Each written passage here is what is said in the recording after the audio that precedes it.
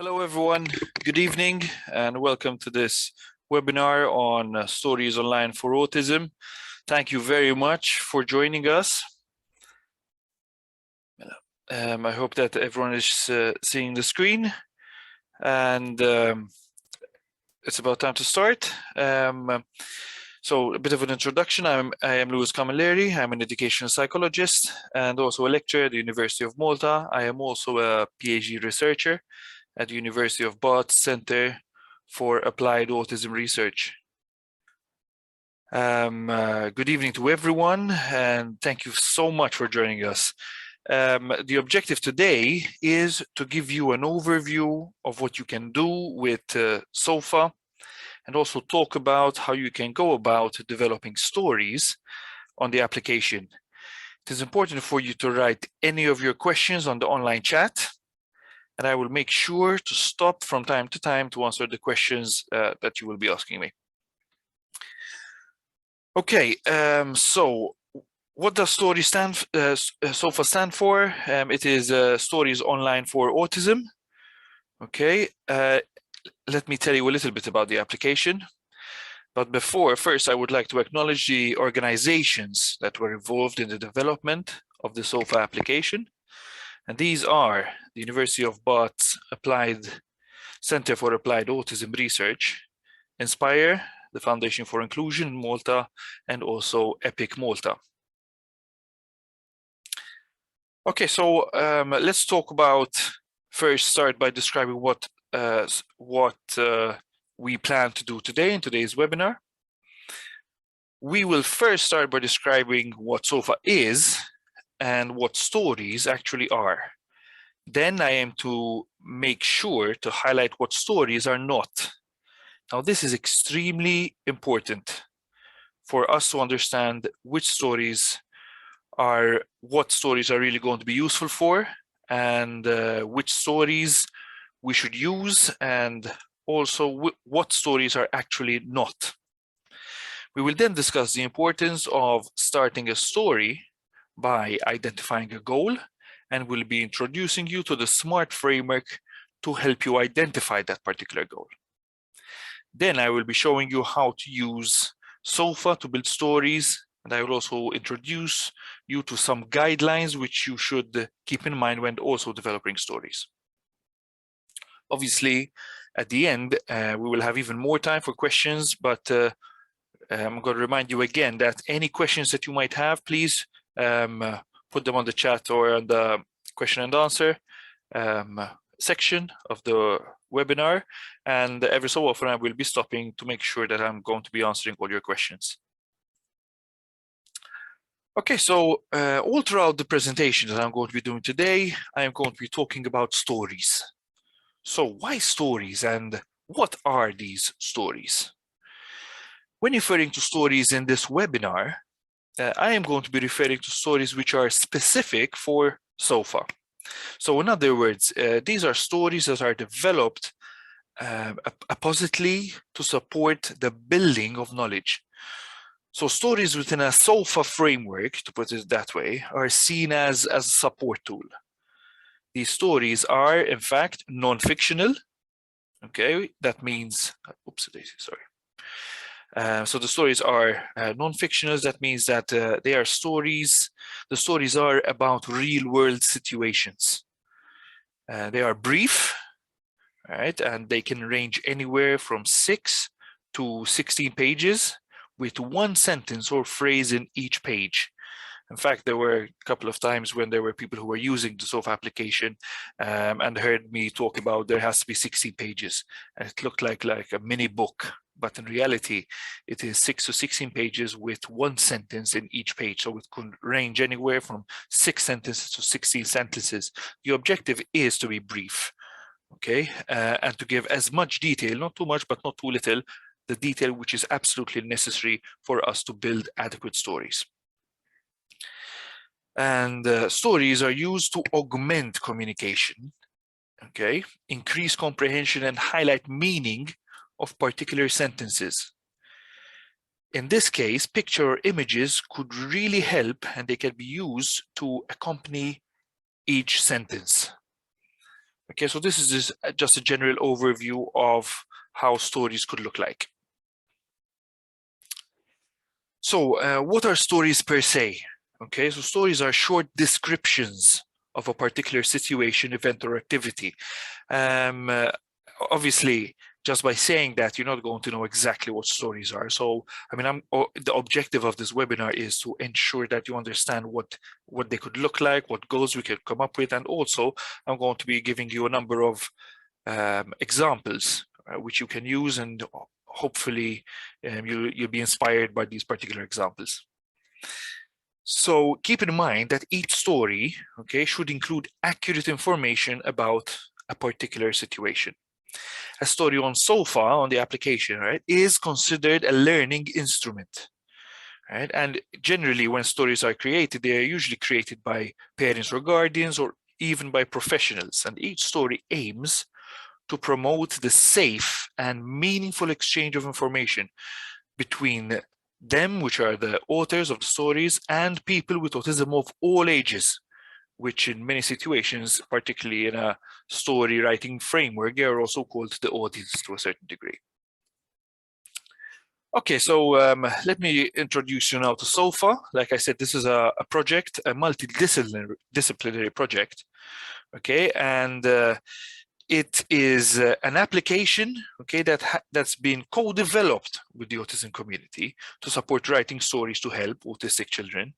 Okay, so this is not something that researchers have dreamt in their ivory tower, let's put it that way.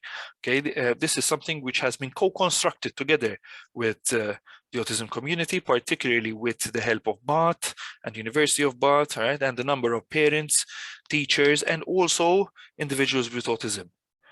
All right, it is important for you to keep in mind that the application, okay, this is something which is very important, that the application can be used on Android or iOS smart devices, so on a smartphone or a tablet.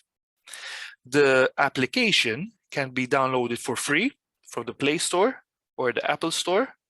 Right, there are no payments required and no within-app purchases. The project is meant, right, to support the autism community. Okay, what you can do is to download this particular application. You can either go on the Google, the Play Store, all right, for your Android, or go on the iOS Apple Store. Okay, I'm just going to show you an example over here. When I go to Google Play Store, just make sure when you are trying to search for the application, don't write SOFA, because if you write SOFA or anything of the sort, a lot of things related to interior design will pop up. Okay, but we want to be specific and write stories online for autism, as you can see over here. Okay, and this is how it would look like, right? Stories online for autism, University of Bath, and education. Okay, so the objective, just to remind you, I mean, the objective over here, it was to develop something which many parents and also many teachers particularly were requesting, okay, particularly because social stories as an intervention, as a support tool, is something which is used a lot with the autism community. However, there are times when people need a little bit more support for them to create adequate social stories. And the idea over here is obviously to try to use the application, use the digital format and the digital platform to help us write stories which are good, right, and which can be actually beneficial. So who is a story for? Okay, so SOFA is for anyone who wants to create stories, and it is aimed at supporting individuals with autism. Specifically, it is aimed towards helping adults create and use stories together with their children. It is also aimed towards providing a mobile platform for delivering stories. Over here, I also want to highlight that the stories should be developed together with the children rather than for the children, okay, or for the autistic individual. And why am I saying this? Because it's extremely important for us to understand that we have to build these things, stories particularly, together, right? Because that is the only way that we can actually understand an autistic individual's perspective, and obviously the story co-construction can really help us. It can inform us a great deal in terms of trying to understand what individuals with autism are actually understanding and what they are experiencing. As I said, it is aimed towards providing a mobile platform for delivering stories. And you might say, so maybe asking, what do you mean by a mobile platform? In fact, why a mobile, right? Why a mobile platform? Why a digital platform? Well, because from the feedback that we obtained, mobile, when it is on a portable device, stories are easily moved, they are portable, and people are able to use this particular application on the go, right? They can write a story anywhere, right, at a minute's notice. The main aim of this digital tool was, in fact, to utilize the appeal that digital technology provides children and young people. Okay, and it also enables users to develop the stories very, very quickly, okay, and also deliver them very, very quickly using the appeal of a digital device. So now it is extremely important for us to clarify this. What stories are not? Starting from here, stories should not be aimed at changing a person with autism. That should never be the number one objective of this story, and quite frankly, of any intervention or support tool. Right? Why? Because there is nothing that needs to be changed about a person or individual with autism. Stories should help children to learn more about a particular situation. And when we actually start to try to write stories together with people with autism, okay, there is a greater possibility that we understand also that particular person's perspective on things. Point number 2, stories should not be aimed at instructing people on what not to do, right? In fact, it's never a good idea to base an intervention or any sort of support tool or story on what not to do. Rather, stories should be positively framed. Stories should share information that should inform children and individuals with autism of positive skills and experiences, encourage them to do things rather than stopping them from doing other things. Stories should not be written for children, as I said previously, but should be written with the children. So this means that we must make an effort to include the children or young person as much as possible in the development of each story. And finally, stories are not meant to make the person with autism see the world from a non-autistic person's perspective. Because in the first place, stories should help authors understand the autistic perspective. It is only through, in fact, it is only through this effort to understand an autistic person's perspective that good and ethical stories can actually be developed. I want to just highlight this point a little bit further. In fact, stories should be built with the understanding that social difficulties or difficulties in interaction between autistic and non-autistic individuals are actually shared. Okay, so in other words, as we can see in this image, it is not the fact that an autistic person or a non-autistic person would understand everything whilst the autistic person will not. Generally, there is something, a team, okay, which ideally both of them understand equally, but they are seeing it from two different perspectives. So the story through the SOFA app should serve, okay, as a means to mediate between these shared social difficulties. Right? So the story, as we're seeing, is this image, particularly the whole development process and also the delivery process, could serve us to understand the non-autistic and the autistic perspectives, right? And try to align those perspectives. Now I'd like to show you an example, okay, of one of the stories which could be found on SOFA. Okay, let me just check that the audio is working. Brilliant. So this is an example of how it would actually look like on SOFA.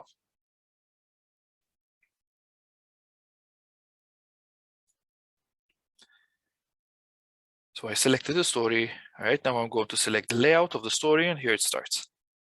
My hair grows. My hair grows. Sometimes I need to cut my hair. The hairdresser can cut my hair. The hairdresser will cut my hair with a pair of scissors. The hairdresser will put a cape on me so I will not get dirty. It does not hurt when I get my hair cut. It is important to sit still when the hairdresser is cutting hair. When the hairdresser has finished cutting my hair, I can go back home together with Mum and Dad. The end.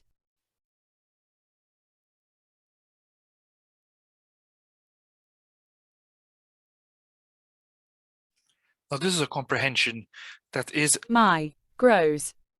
This is a comprehension exercise that you will find integrated in each story. So each story that you will write, at the end of the story, right, there will be, as you saw over here, a question to ask the child or whoever is reading the story to rate the story, and also there will be integrated a comprehension. There will be 3 or 4 questions, okay, depending on how long the story is, which aims to remind you, all right, or also remind the child to, or the individual to check on comprehension.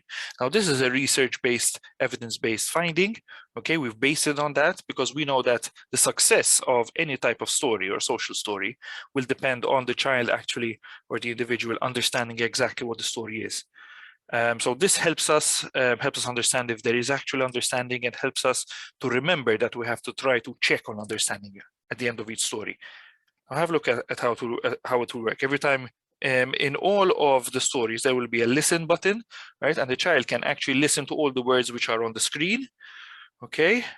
And if someone probably is going to ask me, but can we change the voice? Absolutely, you can change the voice, but it all depends on your device.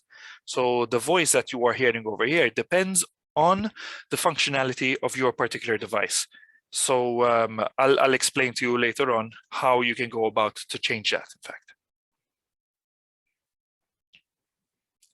So this is the comprehension, okay? Cape. And when the child has to choose, my grows, fill in the blank. So if he gets it right, okay, there'll be the answer. Then the green one means it's right. When the hairdresser has finished cutting my hair, I can go back home with Mum and Dad.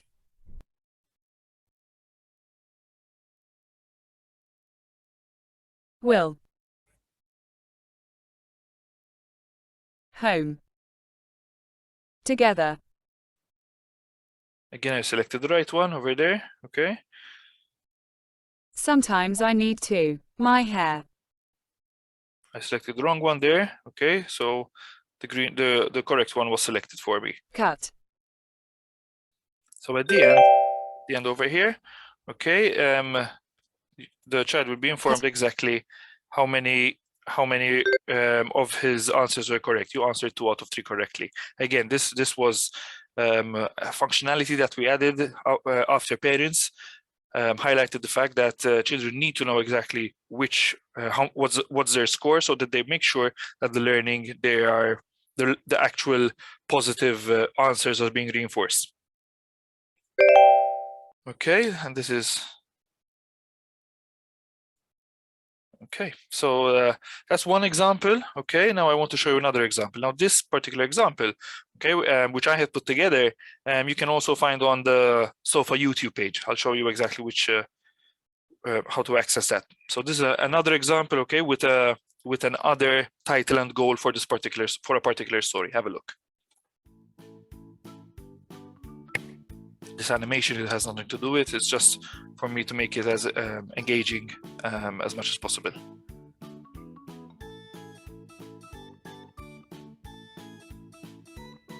So that is how it would look like on your mobile phone. Okay, that's the launching page. Then someone would have to select the story. Okay, in this case, we're going to select a story called Taking My Temperature. Sometimes if I am sick, I get very hot. As you can see, the voice is completely different over here. We can change it and also speed it up a little bit. I might need to go to see the doctor. The doctor might take my temperature with a thermometer to find out how hot I am. He might ask me to put a thermometer in my mouth, under my tongue. He might put a thermometer in my ear. This will not hurt. I might hear a beep or a click noise, and this will not hurt. The doctor can see if I am sick. The doctor can make me feel better. Going to the doctor is okay. The end. So that's an example of the story. And obviously at the end there are going to be comprehension checks. Choose the right missing word. Okay.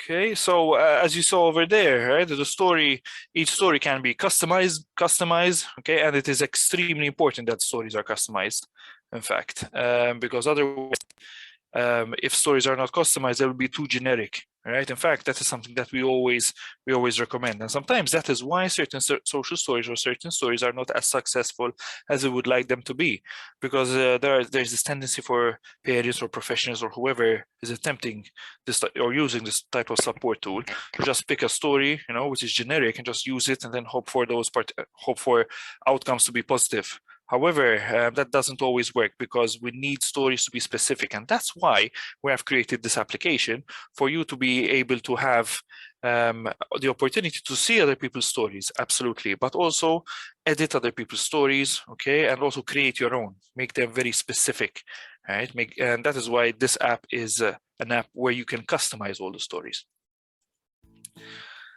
Okay, this is a screenshot of the Stories Online for Autism page, okay, on YouTube.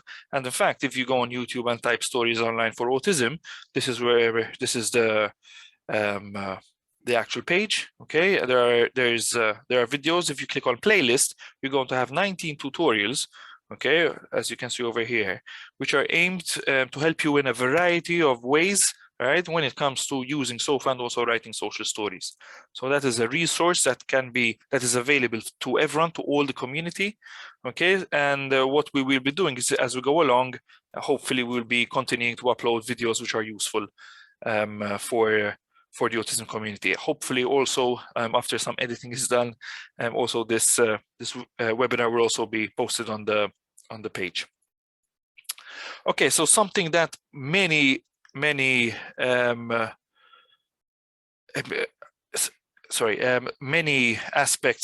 children, many parents tend to ask me is this: how can stories on SOFA help my child? So it's a legitimate question, and basically stories aim to improve, primarily they aim to improve an individual's understanding of events and expectations which are going to be encountering.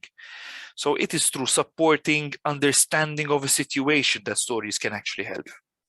All right, so how can they actually help? First, by, for example, reducing anxiety around new and changing situations. But how? By increasing knowledge about that particular situation. So in other words, creating an opportunity for them to be able to experience something beforehand, or understand something beforehand. So increasing structure and increasing predictability through a story, which many a time will include also words and visuals. A story can also support behavior by explaining expectations and also offering reassurances. They can also act as a consistent reference point for you and your child to read as many times as needed.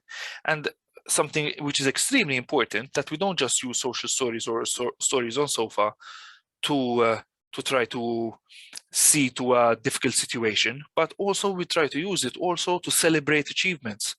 Okay, and that is why it's important we keep in mind that stories and SOFA is not like a one-time, once-in-a-lifetime type of support tool. However, ideally you have a number of stories all targeting something which is similar or something which is very different from one particular goal.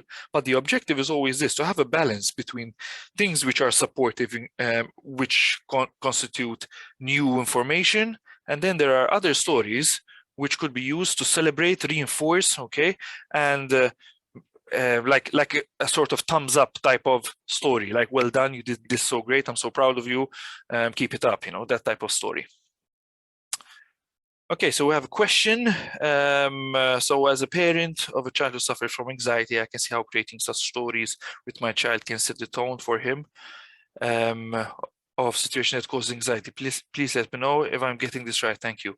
Yes, you can actually help someone, right, to reduce anxiety. Absolutely.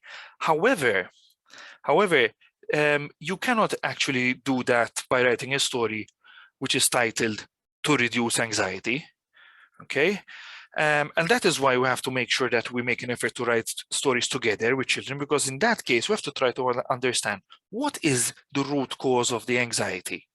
Okay, is it something related to a new situation? Is it something related to a difficult situation? It could be anything. And so what we should be doing is then not saying something like, listen, you need to reduce your anxiety. However, rather we could do, listen, when you are encountering this, and we know this particular situation is anxiety provoking, right? We are giving them guidelines through the stories so that they could actually manage that situation more effectively. And that will hopefully target the anxiety or reduce the anxiety. There is a possibility when you can actually write a story which is related to behavior or emotional regulation techniques. For example, if I am worried, I can, for example, stop what I'm doing and take 10 deep breaths, for example. After that, I will think about some happy memories which I have. So we can actually, the idea is then you can have a story, not to which targets specifically reducing anxiety, but for children to use that particular story as a reminder of what they can do to manage better, right, their emotions. Mela, another question is, can stories be done from scratch on the app? Absolutely, yes. You can do a story absolutely from scratch, okay? And I'm going to be showing you exactly how you're going to be doing that, okay? And hopefully what I'm going to be doing is from the very, very beginning, all right, showing you first how to identify a goal, also explaining to you what this difference is between a goal and the title, and then also giving you some guidelines on like pointers what you have to keep in mind when actually putting together the story. Hopefully that will be useful. Okay, so I hope I answered that the questions, right? If there are things which are not clear, please post on the chat or the Q&A. Okay, I'll be glad to stop and clarify any difficulties that you might have. The objective today is so that we upskill you, okay, and hopefully clarify any sort of difficulties you might be encountering. So there are some stories, okay. These are some examples of some story titles, okay, or story topics, basically. And so because many parents ask me like, okay, so I want to write a story, but I don't know exactly what. Okay, so okay, so these are some examples where stories can be useful. For example, one of them is washing my hair.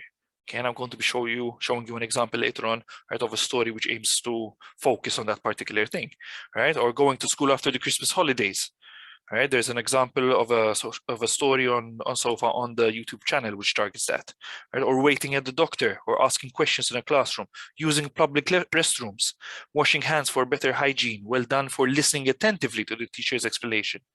All right, going on an aeroplane, getting queuing, all right, to get my passport checked. These are all things which could, I mean, it's not a one size fits all. Okay, so there isn't going to be a set of stories which is going to be used for everyone. Why?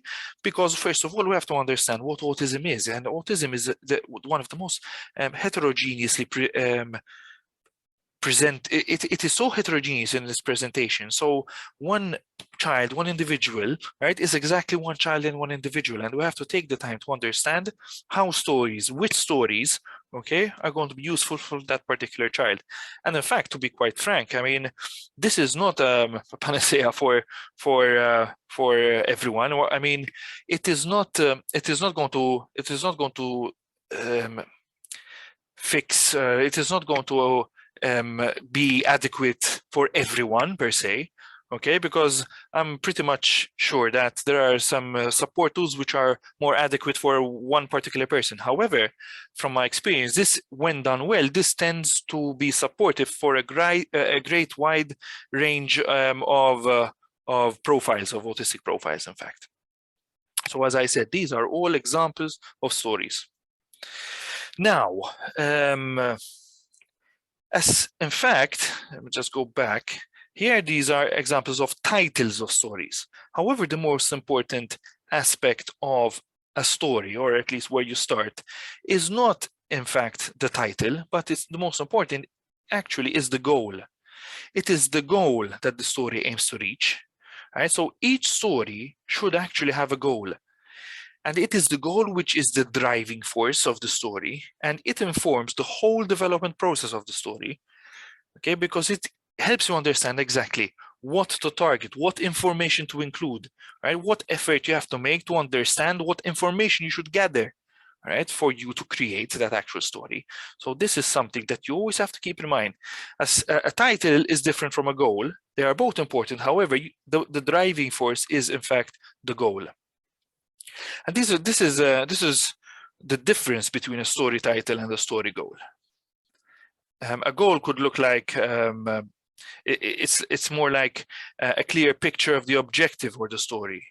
Right? It's describing specifically what the final desired result is. Okay, whilst the title is a shorthand version of the goal, and it really aims to summarize the goal of the story. Let me give you a little bit more examples so I make sure that we're on the same page. So this is an example, okay, of a title for a story, like washing my hair.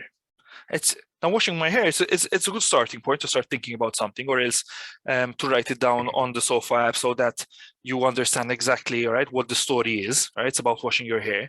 However, it does not really serve the purpose, all right, to drive, right, our story development process.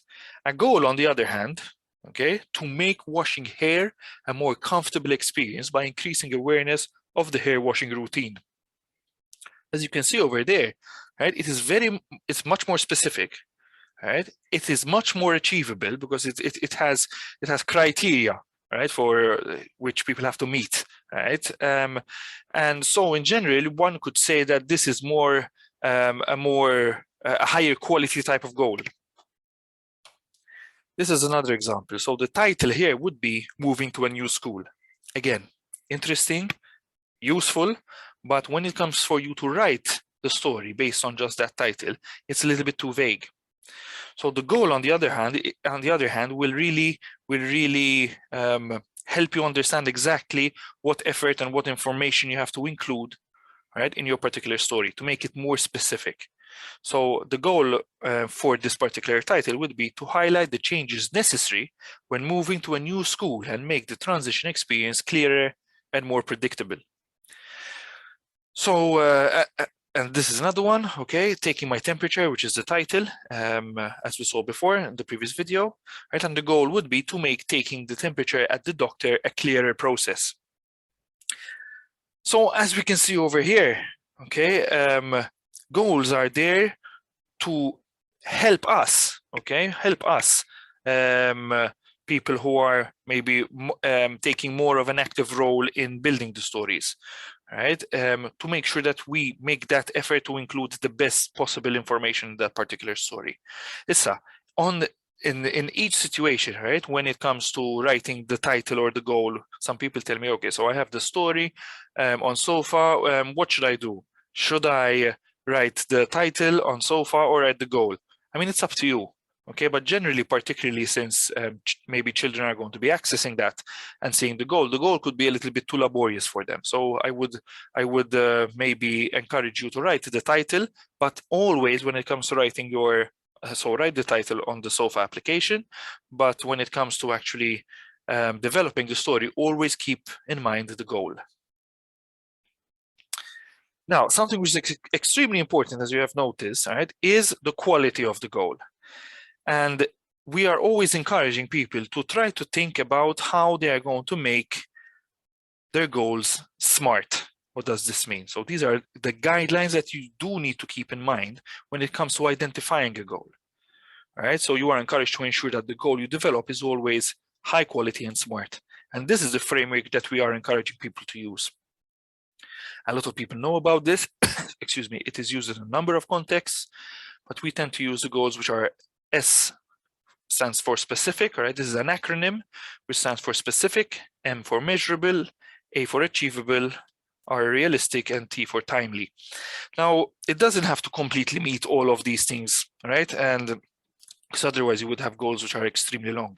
However, you always have to keep this in mind and ask yourself, is my goal actually specific enough? Is it measurable enough? Is it actually achievable, and is it realistic? And timely means it's important that the goal is can be achieved in a realistic time frame.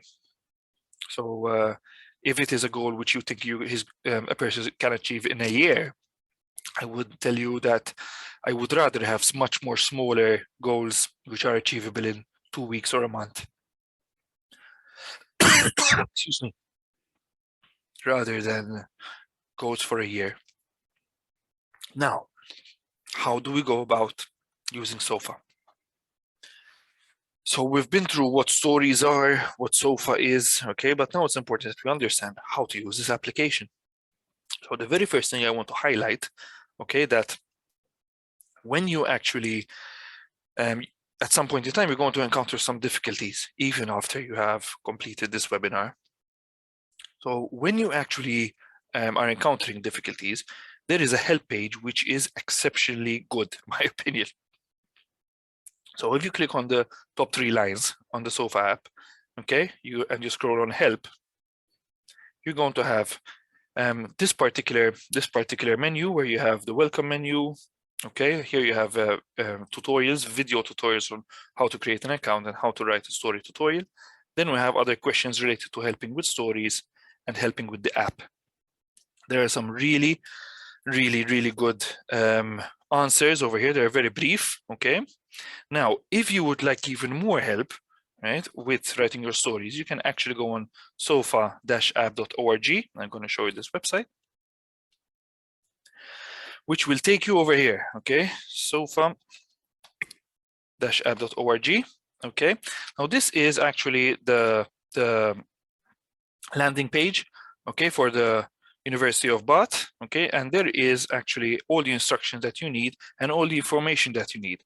In fact, specific instructions on how to download SOFA from the Android device, from the Apple Store, okay, with the adult mode. I'm going to go through all these, but there are also even more specific guidelines on how to write stories, and you can find them here. You can also download the guide for writing stories, okay, which are here, and you have 12 really good summarized pages and instructions, okay, which can help you even further, okay, to build actually your story. Something else which I wanted to highlight from this page is, in fact, the evidence base supporting the SOFA application. In fact, there have been already 4 empirical studies, okay, which show us how positive, okay, and effective stories can be. And this is actually it's not a speculation. It's something which, when done well, right, it is evidence-based, and hopefully we'll be updating this later on with even more studies. Okay, oh, and this is, as I wanted to show you, okay, this is the Stories Online for Autism YouTube page, okay? You can actually click on playlist, and here we have, I just want to show you this, okay, we have the 19 all very brief, okay, three minutes, okay, tutorials which are there to help you solve any sort of difficulty or questions that you might have even after this webinar. Okay, so what font type is good to write a SOFA story? Well, that's a good question. However, it's going to always be a standard font. Okay, so the font is going to be set. I'll show you in a minute how it's going to look like. Mela. let me just continue here. So as soon as you download the Sofa app, right, you're going to have this particular screen. Issa, what I'm going to be doing over here, okay, I am going to be using what we call an emulator. This is an emulator for Android. Okay, what it means is that I can actually use applications, right, on my PC. So Android-based applications on my PC. Some functionality will be reduced over here because, in fact, as I said, this is built for Android and iOS, and the objective has always been to make sure that we make this application, right, and stories as portable as can be. So this is how it will look like, all right, when you actually download the application. Now, I need to tell you this because I have encountered some difficulties, some parents encountering some difficulties, particularly when it comes to registering an account. Now, I already have registered an account with Sofa, but I want to just highlight certain things. So when you to register an account, right, the first thing you have to do when you download your application, you're going to have these particular screens. Okay, and here we have the adult mode where you have to write a story, and the child mode. Now, for you to register an account, you have to access the adult mode because the adult mode is, okay, it's like the managing account. This is how you manage the account, the whole of it, through the adult mode. Now, you click on the adult mode, all right, and you create on an account, all right, so you click here, adult mode, all right, then you're going to have this page, you scroll down, and there is create an account. Okay, now something which a lot of parents have found some difficulties in, right, when they use the autocomplete. When you use autocomplete, when you do your create an account, okay, if you have a space at the end, okay, of your email address, for example, okay, that it will tell you, you will have a message that the email is not valid. And many people were getting frustrated because of that. So make sure you have no spaces, okay, because that is case sensitive, and if there is, and it has to be an email address. Okay, so keep in mind if there are any difficulties with registration, okay, particularly when using your email, make sure you have no spaces in the words that you are using. Something else which is extremely important is validating your account. Okay, and the whole validation process. So you know how it happens, how it usually works, the process when you are registering an account on any particular website, that after inputting your data, okay, you get a email, you are sent a message on your personal email, and then you have to confirm that, and that's when you validate your account. In this case for Sofa, right, as a safety measure, okay, for you to actually validate your email and your account, you have to use an email address which you have access from your mobile phone. So the whole validation process will have to be carried out on the phone that you are going to be using, or the tablet which you are going to be using the app on. Okay, let me just show you this quickly. Okay, this is how it's going to look like. This is a part of a tutorial which I had made and which is on the YouTube channel. Okay, I just want to show you exactly how the registration and validation process will look like. This is how the registering process will look like. Enter your name in the allocated space. Enter your surname and enter your email address. It is important for you to use an email address which you can access from the device you use to install Sofa. That means the same email address you use on your phone. When entering your email, make sure not to leave any spaces before or after the address. Now identify your role.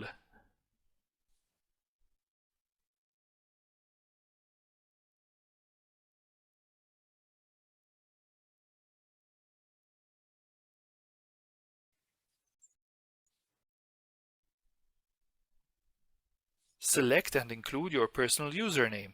This could be an alias or nickname. Make sure you remember your username, as this is required for you to log in later. Writing it down on a piece of paper could really help, just in case you forget it later. Include a personal and private password for your account. Also make sure you write this down somewhere. Now review the terms and conditions and accept the terms and conditions. Now select Register. This will take you to the following screen. Now it's time to verify your email address. You should carry out the whole of the verification process on your device. This means that you have to verify your account on your smartphone or tablet. To do this, go to your email. You should have received an email from Sofa. As you can see here, I am using the Gmail app I have installed on my smartphone. I select the verification email.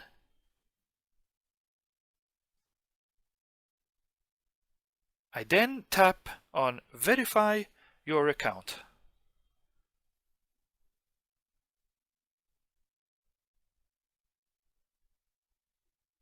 I then confirm the email address and account. I will subsequently proceed to the login screen. Here, I will input the username and password, which I have just registered, and select Login.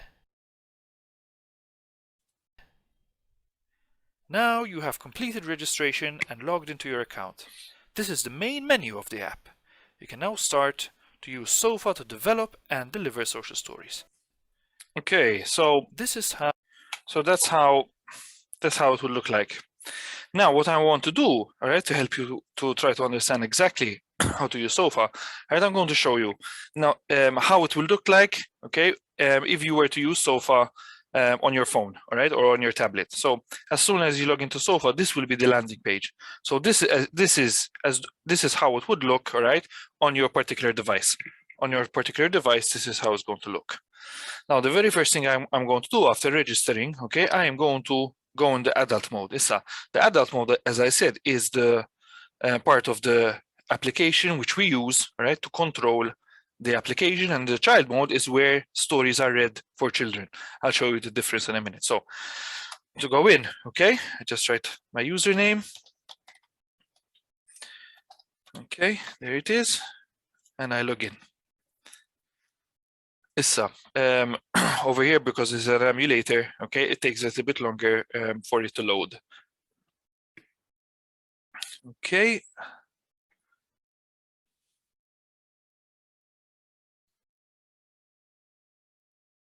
So this is the control panel, okay, that you will be seeing. So we have these three things over here. One of them is my child profiles and my stories. The other one is the story library, and the other one is create a story. So if I actually click on this, right, the yellow one, it is actually this is where I have to go to create a story from scratch. Story library, okay, is where you are going to find examples of stories which people wrote for their children. However, they have decided to put them in the public library. Every time you write a story, you have an option to either keep it private, and that's okay, right, or else also put it in the public library for people to see. What you will be noticing over here in the public library is, for example, if I'm going to use, let me see, moving tutor groups. Let me see if I have the right. Okay, version 2.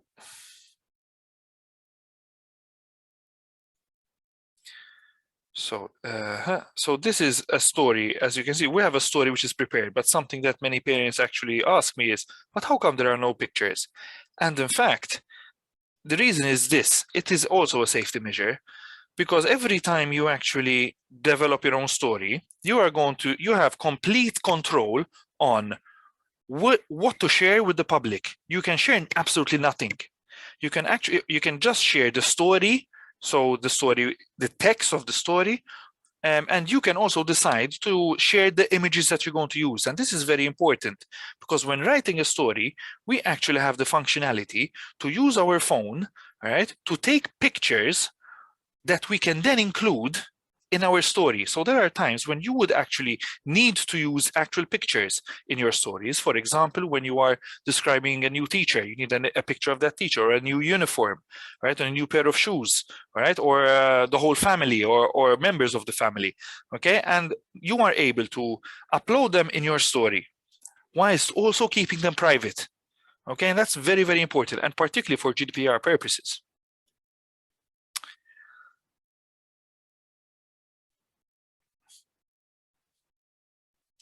Okay, I have a question. So hello, I think that I will encounter a problem when trying to read social stories on my smartphone tablet to my daughter, to the simple reason that my daughter will want to use the device by herself to access YouTube.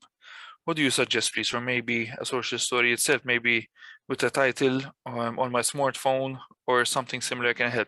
Absolutely. I mean, it's something that can actually be useful. In fact, one of the major benefits of this particular application is that you can actually create these type of stories, and the fact that they have a digital medium, they use on a phone, they use on a tablet, which many people already have a very good attitude towards. Okay, it's something which can be useful, right? So you can actually create, like you are suggesting, a story about, right, a story about reading stories on your device, for example, right? A story about waiting for you to first read a story and then using YouTube. Okay, so actually over there you have two options over there. You can actually do both stories. One about actually reading a story on the device, and the other one would be using YouTube after you have read the story, and that would serve as sort of a reward. However, you could be pleasantly surprised that that children maybe would be very eager to use their phone and to read these particular stories because they're pretty engaging, right? So even the fact that they can actually do it independently, press their own buttons, choose their own color. You can actually choose a particular color scheme in the child profile. Okay, you can actually press and press the buttons, and you can actually listen to the story. So you could be surprised, but that's what I would suggest, right? Creating a story or a number of stories, which is going to help them understand waiting, rewards, and also the benefits of reading a story using the application. So how could this look like? So the very first thing that you have to do, okay, this is the very first thing that you have to do when actually downloading this for the first time. You have to go over here, my child profiles and my stories. And here you're going to have two menus, my profiles and my stories. As you can see over here, I have a number of profiles. Why? All right, because I wanted to display how you can actually, if you're a professional particularly, and you're using it in school, for example, this is something that LSCs could use as well, right? And you have 2 or 3 children, or 4 children, or you have 2 or 3 children at home, right? And this could be beneficial for everyone. You can actually create their very own profile.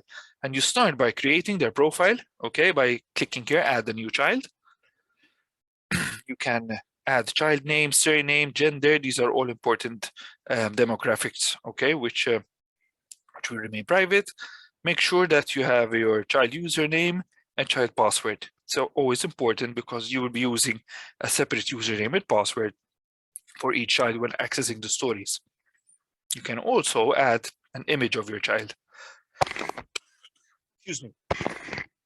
Apologize. So you can actually use an image of your child, and you can have an image from the gallery. Take a photo, like I said, and there's also an image library. Obviously, you're not going to use that here. I'll show you where you can use that. However, particularly from the gallery or take a photo, you can actually from the gallery, this is what I do sometimes. I want to show you this quickly. So I go on my browser on my phone, and I want to find an image, all right, which is very particular for what I'm doing, all right? So I'm writing a story, for example. Look, this is all the stories I was looking for. So I want to write a story, for example, about Spider-Man. I'm just giving you a very lame example, okay? But to show you what I would do. Spider-Man clip art. I would use something like this. Oopsie daisy. Clip art. All right, and you have the Spider-Man there. So I click on it, okay, and I download image. Yes, I want to download it, okay, and then obviously it will be my gallery. So now I can go my gallery, and I have my download. And as you can see over here, now I have the Spider-Man image, which is the image of the child. I just want to show you exactly the functionality of this particular aspect. So you can personalize every aspect of the stories. Exit without saving, yes, in this case, because it was just an example, okay? And then, okay, you can actually, so now you have, for example, these are all the profiles. I like to use a lot this. This is my fictitious profile, okay? This is James Franco, and I have stories available which I have assigned to this particular profile. I can actually go to my stories, and here I have all the stories which I have either edited from the story library or I have created from scratch. Okay, so let's say I have just created this particular story, Christmas holidays at home. I just created it, so what I would do, okay, I would click on it just to check what it is, okay, and so this is the whole story that I have over here. I have an option for every story to download to PDF. That's something which is useful as well, and that is also feedback that we obtain from parents. Okay, so you can actually download this in PDF, and for whatever reason, you can either send it to someone else. Okay, so you can then download it here and then send it by email to someone. And then what I would do is, in this case, I want to assign the story Christmas Holidays at Home to James Franco, who is the profile that I just created. Now, okay, you're going to get rate closeness to goal every time you assign a new story. This is something to help you monitor the progress of each child. You have to rate how close is, that is why it's important to always keep the goal in mind of the story. How close is James to achieving the goal for the story, which is titled Christmas Holidays at Home? And let me just say that at this point, maybe he's a 2, because we're going to just start reading the story, and I submit. Okay, now, yes, because I haven't changed anything. Okay, now let me show you how it would look like, right? So I'm going to log out of this, which is the adult mode. And I'm going to show you how it's going to look like, because I have just assigned the story to James, to the child's profile, James Franco. And I want to, you can actually assign all the stories, and the child can actually choose whatever stories he wants to read, right? Because the objective is to try to, this could be a tool also for children to be as independent as possible. Okay, they can actually choose the stories they want to read. So you go here, okay, this is the child mode, and now I type the username. I did a mistake, I think, here. Let's see. Okay, so here I have all the stories. Okay, welcome James. As you can see over here, there's his image over here. He can also personalize the color. Okay, red, green, or blue. Let's just do it blue. Okay, and now we are going to try to look for the stories that we have. So I have just added, all right, the new story, Christmas Holidays at Home. And James now is going to select it.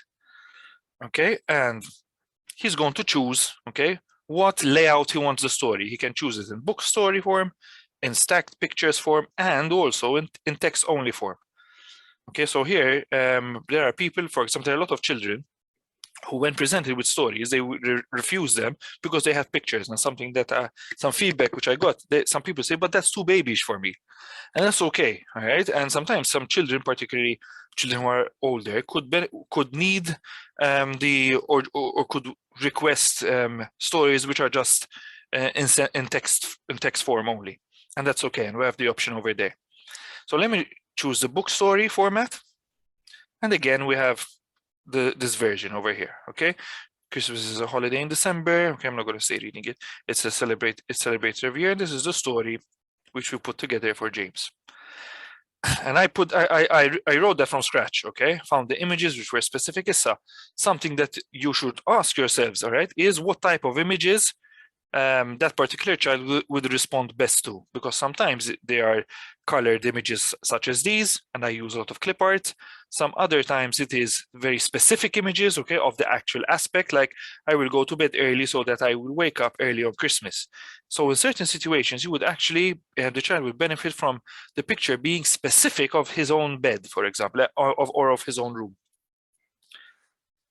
Okay, and it's the same thing basically, okay, as you go. And at the end, so this is something that they would enjoy doing. And there's the end.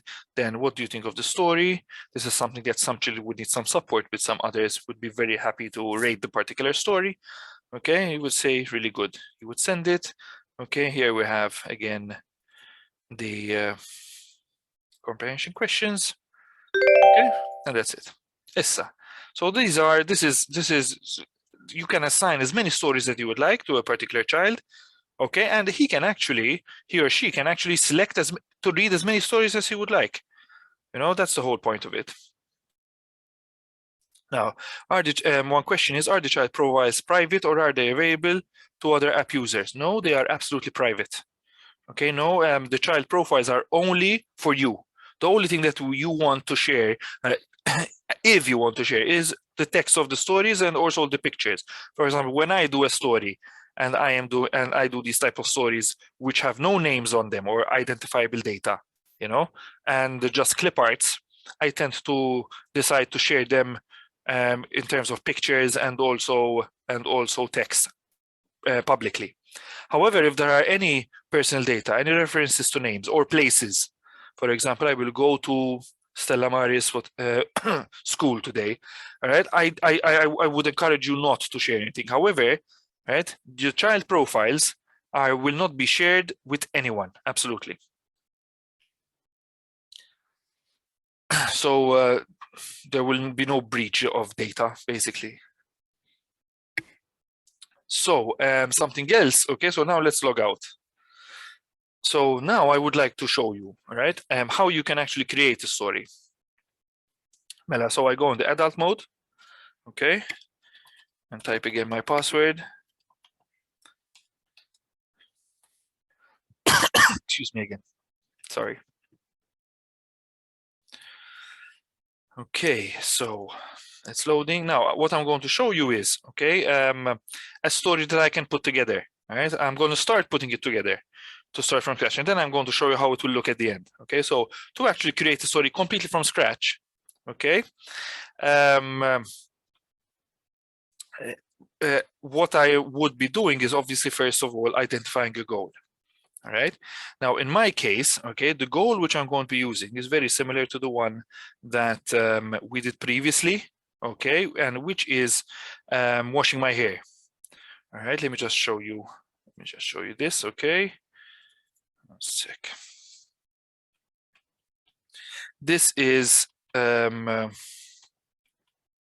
this is the title of my story. Is going to be washing my hair, okay, and the goal is going to be to make washing hair a more comfortable experience by increasing awareness of the hair washing routine.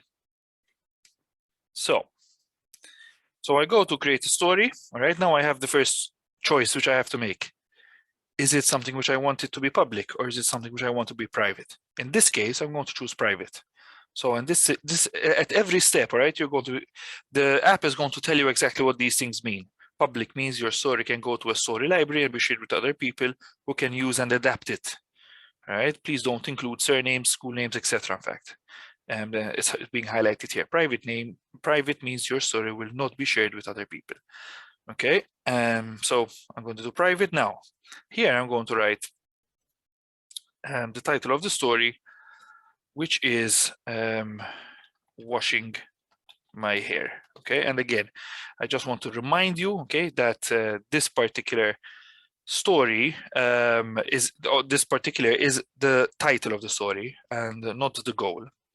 Now here, this is something, okay, for me, it's either a reminder, okay, or also it helps if you decide to do it public, it helps for people to access the story, right, quicker, basically. This is about washing hair, okay, so it can either go under hygiene, okay, I think that would be a good option to put it in hygiene. Now select an age, right? I'm going to be writing a story for someone who is between 5 and 10 years, and his level of understanding or her level of understanding is simple sentences, okay? And as I said, okay, you can actually start, okay, by selecting an image. I'm going to show you now. The gallery I already showed you, but there is also an image library for everyone to use. Now these are, okay, a lot of images which are available for free, okay, which can help you with building your story. For example, one aspect is hygiene is over here, for example. Let me see if there is, no, in this case there isn't. Okay, a particular image that I would want to use, which is specifically about washing hair. Okay, however, there are a lot of images, and hopefully we will be adding even more images as we go along. And if I'm not mistaken, there is also the COVID section as well over here. We will be adding as we go along. Okay, so let me close this. Okay, and this time I'm going to go in my gallery. So I have my gallery, and these are the images which I have saved. okay, already, and I'm going to use this particular image over here, all right, as a title page, a title image for my story. This happens just on this particular emulator. I just have to click this so that you can see it properly. Okay, so this is how it would look like right now. All right, so this is what, now I'm going to start writing my story. All right, so I go on add a new page, click on here. So I do, so my hair can get dirty. So that's the first sentence of the first page. I like to first write the story and then I identify the pictures, because the idea is I have to make sure that the story has the right order, all the information, right? And then I go ahead and actually add the pictures, right? In fact, you can change the order of the story, of the sentences, and then edit again, delete again, okay? So that's the first sentence. Add another one now, all right? When I wash my hair, it will not be greasy anymore. Okay, so here I wrote greasy. All right, so already I have to go back and go, here I wrote dirty. Maybe I should be consistent over here. My hair can get dirty or greasy. Okay, so it gives you this functionality to constantly. Let's say I want to also change the order of this. So just click over here with your fingers. Okay, I'm just using the mouse here because obviously my PC is not a touchscreen, and I just change. Okay, so just change it back. All right, so add a new page. Okay, and then it is when I wash my hair, it will be clean. Save. Add a new page. When I wash my hair, it will smell nice. And you go on and you go on. Okay. What you will do, obviously, then is remember, very, very important. Okay, you save the story. Save story. Okay, you see this loading. That means the story is saved. Now, okay, what you can do then obviously is assign the story. Okay, so you can, after finishing it completely, you can assign the story. However, all right, I just showed you a little bit. Let me just show you how to then, so now you saved it. Some people tell you, now where did it go, the story? Did it go in my story library? No, because the story library is a public library. In my case, I did it privately. And even if I hadn't, it will always go into my child and my stories folder. Okay, it's here. I go to my stories, okay, and then hygiene. In fact, right, I have the new one, which is washing my hair, okay, which I have just did, right, and the one which I have been working on just to show you how it would look at the end. Okay, so, but in this case, look, for you to see which stories are private and which are public, there's a padlock here. That means that the story is actually private. So let me show you how my story progressed. This is the whole of my story, okay. And basically, I had already found images for all of them. Okay, just show you, for example, I can keep my eyes shut so that no water or shampoo will go in my eyes. Let me try to find an image for that. All right, I go on edit, click over here, gallery. In this case, I had already tried to identify a story. Let me see an image for it. All right, this one, keeping the eyes shut. Okay. And I'm going to do the image public in this case. So in each image, you have an opportunity to make it private or public. So the sentence is, I can keep my eyes shut so that no water or shampoo will go in my eyes. And there's an image of a child with his eyes shut. Okay, save. All right, and there it is. I'm just going to do this one again. After rinsing the shampoo, it is important to dry my hair. Okay, go here, click on image gallery again. And I have this image prepared, okay, which is my gallery. Again, I'm going to do this public. Save, and you keep going and you keep going. Okay, finally, even if you do the minor changes, okay, you always save the story. And if this has been assigned to a particular child, right, the changes will be to that particular child as well. So that's how it would look like to actually build the story.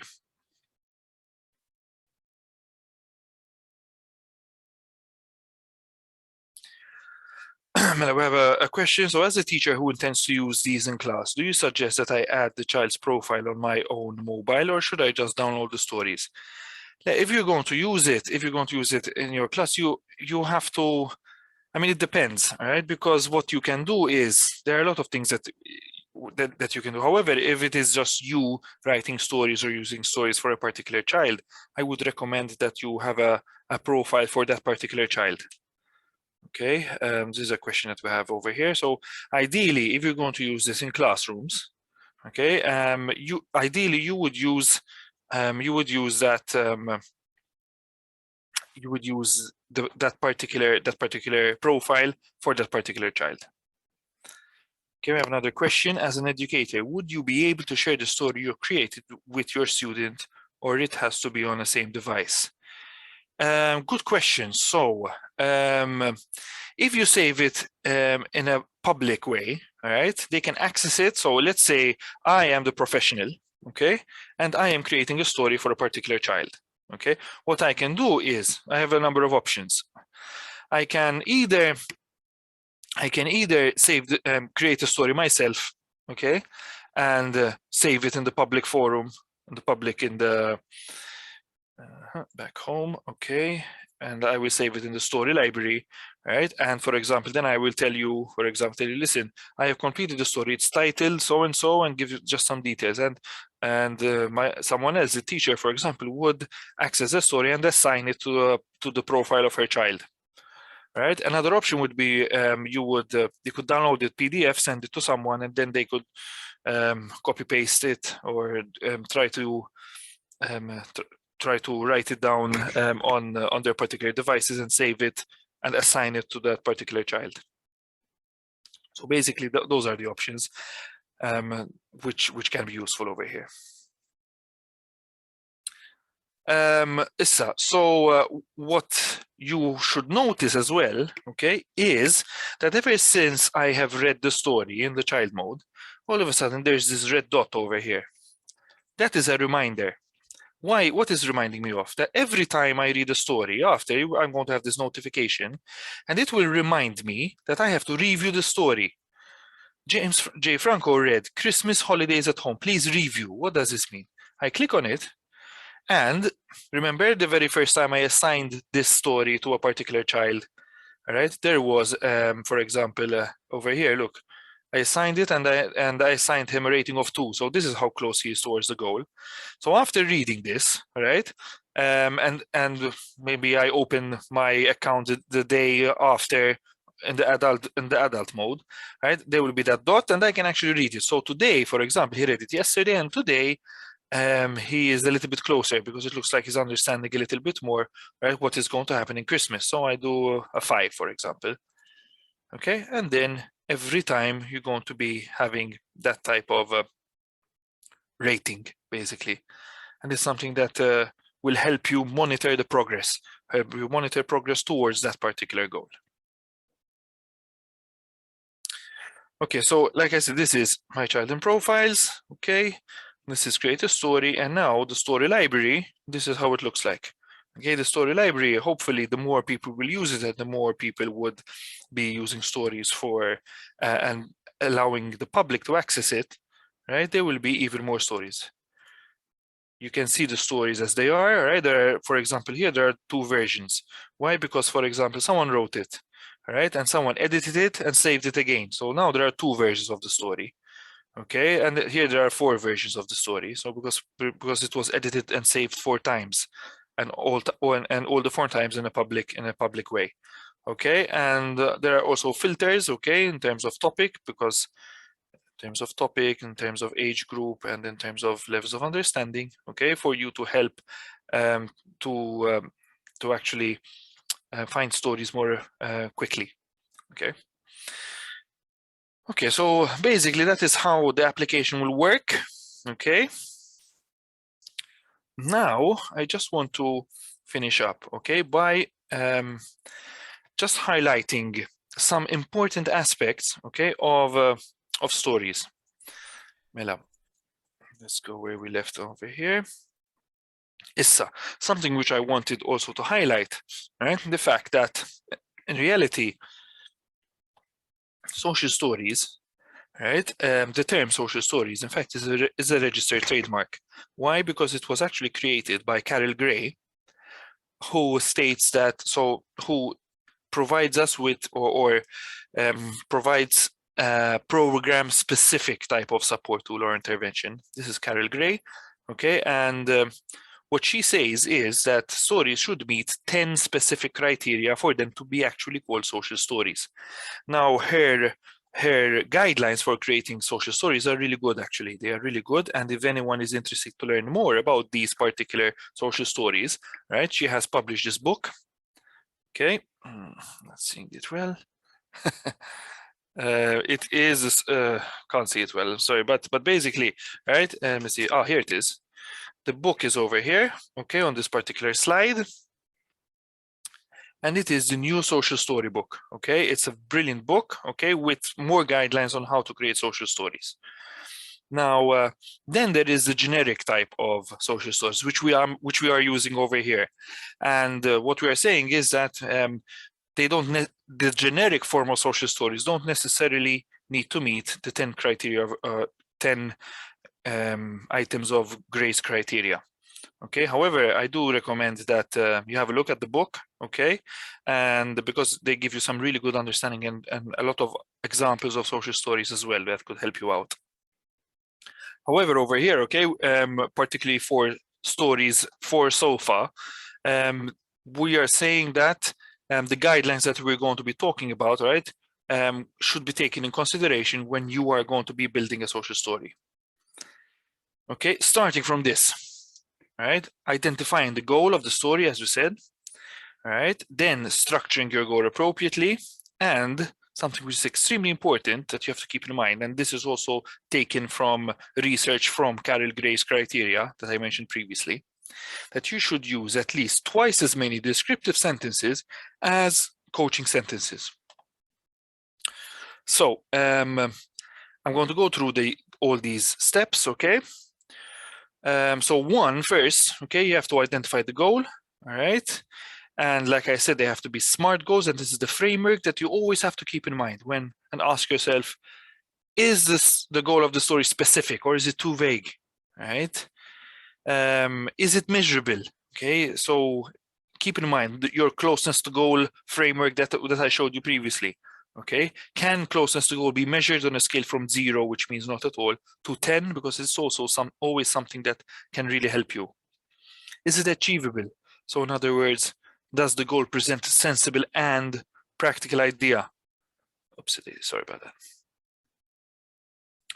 Is it realistic?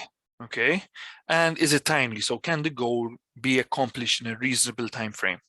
Okay, because in fact, every goal needs a target date, and that's something which is going to always help you keep monitoring the effectiveness of stories.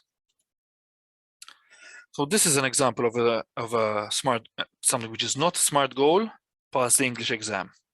On the other hand, this is a good example of a SMART goal, or two particular SMART goals: to encourage more awareness about study skills, or to devise a study timetable to encourage better time management. So as you can see, okay, this is too vague. All right, pass the English exam. How are you going to do it? Most probably you're going to be doing it by encouraging more awareness of study skills and also encouraging more awareness of better time management. So ideally you have a goal which is more for study skills and, a story for study skills and a story for time management. Now, how to gather information. This is something which is extremely important, and the image that we have over here is of a baby, of a child, okay, of a toddler, right, who is actually falling on his knees trying to see what's going on the floor. And basically what this image is telling us or reminding us is to try, all right, to see the world from that particular child, in this case the toddler's perspective. Okay, how do? We observe, okay, we interview. When we say interview, we ask children exactly, you know, how can we help them, right? Or how can we understand? And then we observe even more. Each story should have at least, okay, this particular structure: an introduction, okay, a body and a conclusion. So the introduction is where there are some sentences which introduce the general topic of a story in a positive way. The body gives the story even more relevant details, and the conclusion tends to reinforce and summarize those particular details. Absolutely, you have to tailor, the story for the children's abilities, especially the language use, and always include the individual in the story development process and make the story appealing for the individual's interest. And the story must always have a positive tone, right? Make sure that it's geared towards telling people, what to do, how to manage things better, right? So try to have a positive aspect, and rather than a negative or too much of a coaching type of assertive tone. In fact, stories must be descriptive and not authoritarian, and stories must be supportive, not discouraging. Now, something which is extremely important, okay, that you understand that there have to be more descriptive type of sentences rather than coaching sentences. Because if you have too many coaching sentences, like do this and do that, chances are that it will look like this a whole kind of instruction book, okay, which children will not necessarily really enjoy. Okay, so these are 3 types of descriptive sentences, okay. Example, we wash our hands to keep clean. That is a very standard descriptive sentence. Perspective sentences aim to describe people's perspectives. Many people like to go to the cinema. And affirmative sentences, things like this is very important. Over here, they all have still a descriptive feature, okay? Whilst on the other hand, right, coaching sentences will provide guidance on what to do or what other people are going to do. Okay, like Mrs. Smith will help me to wash my hands after I go to the toilet. That is a coaching sentence because it's telling someone also what he's expected to do. So this is something which comes out of Carol Gray's recommendations, okay, that there should be this particular formula, a ratio of 2:1. So for every 1 coaching sentence that there is, ideally there are 2 descriptive sentences.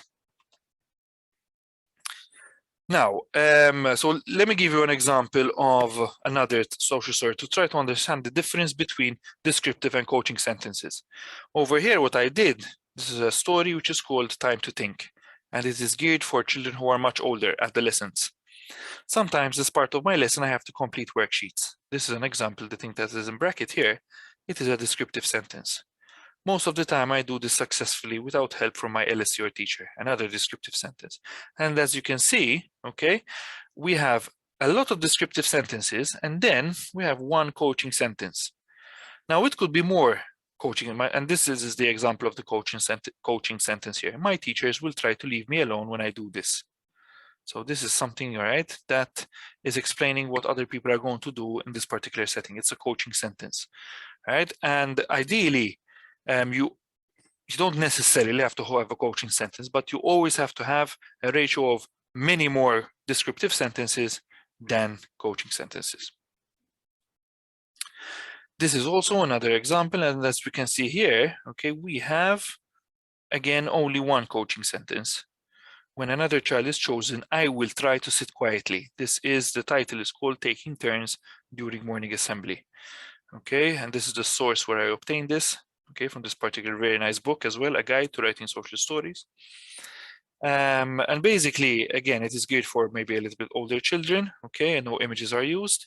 But the idea is to try to help explain what descriptive sentences are and what coaching sentences are, and to show you the ratio that there should be. Basically, much more descriptive sentences rather than coaching sentences. This is another aspect. My place in line. Also giving you other ideas, right? And why do people make lists? Over here, we don't even have a coaching sentence. People make lists. A list helps people remember.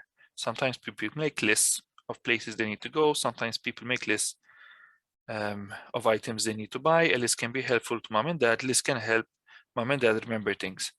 And as you can see in this particular story, to meet that particular goal, right, to increase awareness of the benefits of risks of lists, there wasn't a coaching sentence which was required. Okay, so it's something that you can keep in mind, right? This is a good example of a story which is completely based on descriptive sentences.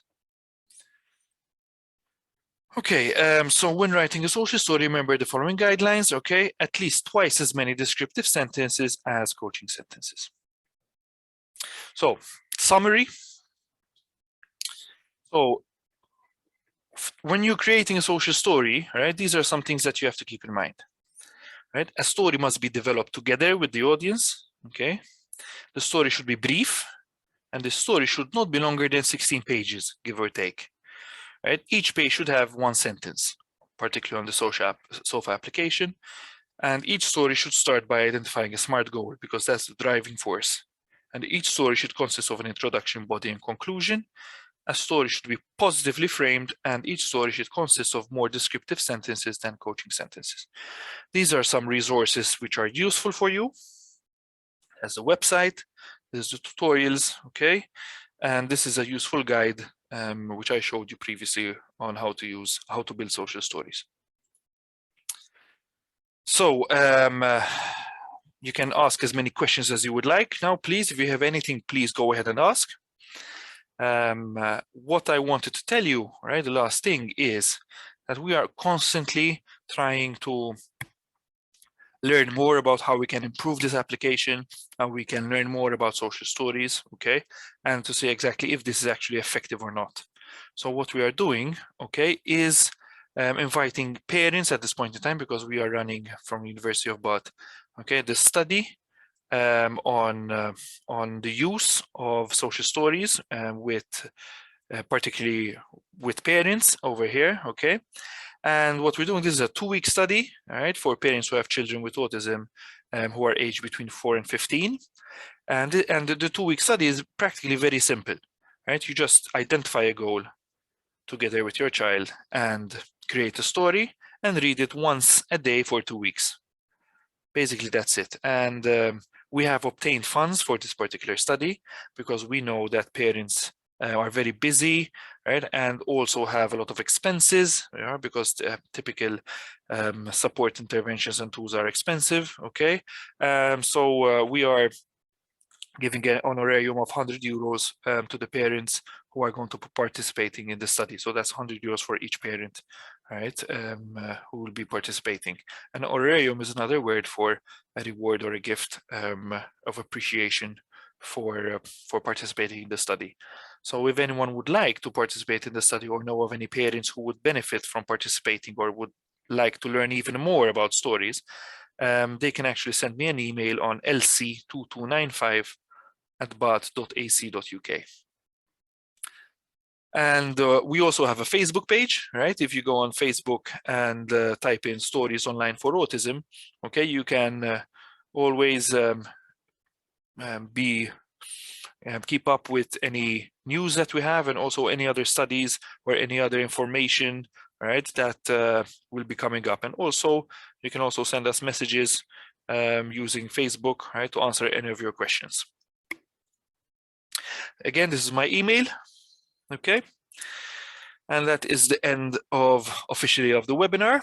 I'm open for questions, so I'll be remaining here for the next couple of minutes, okay. So if anyone has any questions that they would like to ask, you can go ahead and ask, and I will make sure to answer all of your questions. If not, thank you very much for participating in this webinar. I hope it was useful for you, and I hope that the SOFA application also will be useful for you. And thank you very much.